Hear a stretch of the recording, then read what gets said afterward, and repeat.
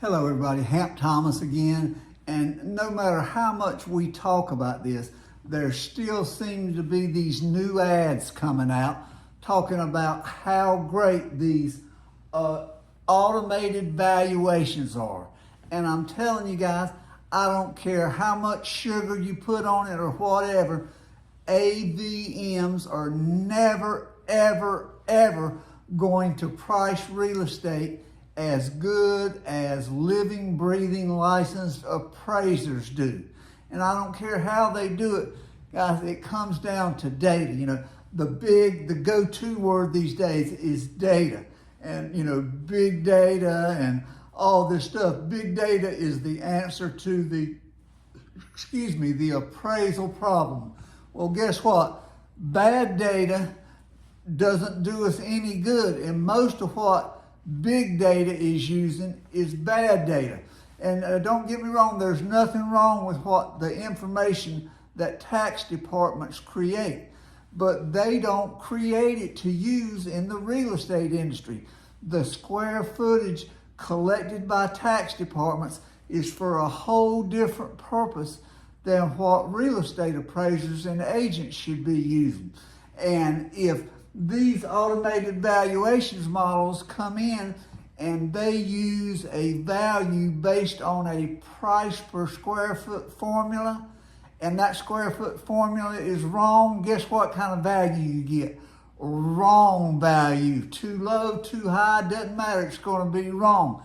Ask Zillow how they did. You know, we're talking about billions of dollars, yes, with a B, billions of dollars in loss because they trusted their logarithm, whatever you want to call them. It still comes down to a price per square foot formula, and you put bad data in it, you cannot get good data.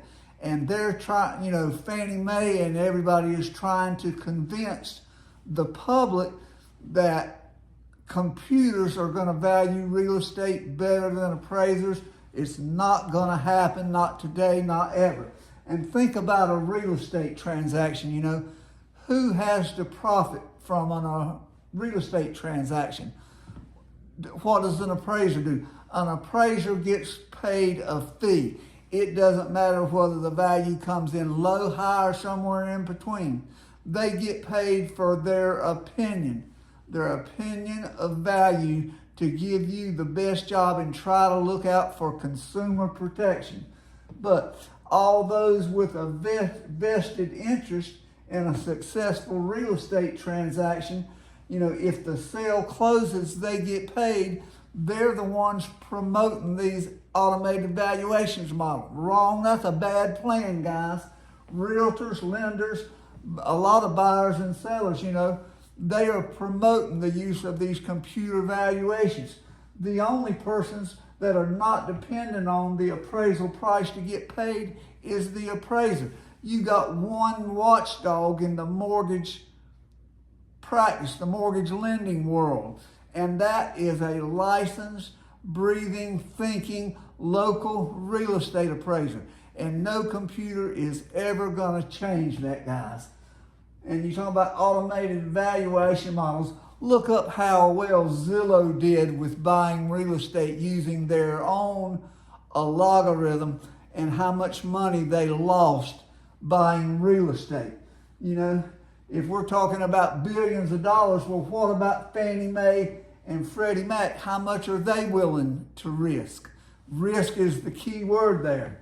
Well, it doesn't really matter to them because it's only tax money. That's not real money. That's just our money. You know, it's not their own money, so they don't have to care about it. Risk should be worried about risking tax dollars, guys. You know, that's why our national debt keeps going up and up and up. You know, nobody worries about protecting tax dollars. It can be used for appraisal management companies, but it's all about an appraisal valuation model. And I always invite everyone to prove me wrong. Show us your fancy formulas, you know, and why you are better than appraisers. I dare you to take that challenge. You know, come on with me and let's put our systems side by side and see which one is better. An automated valuation model will never, ever, ever, ever replace a living, breathing, thinking, and local appraiser. Thanks for watching.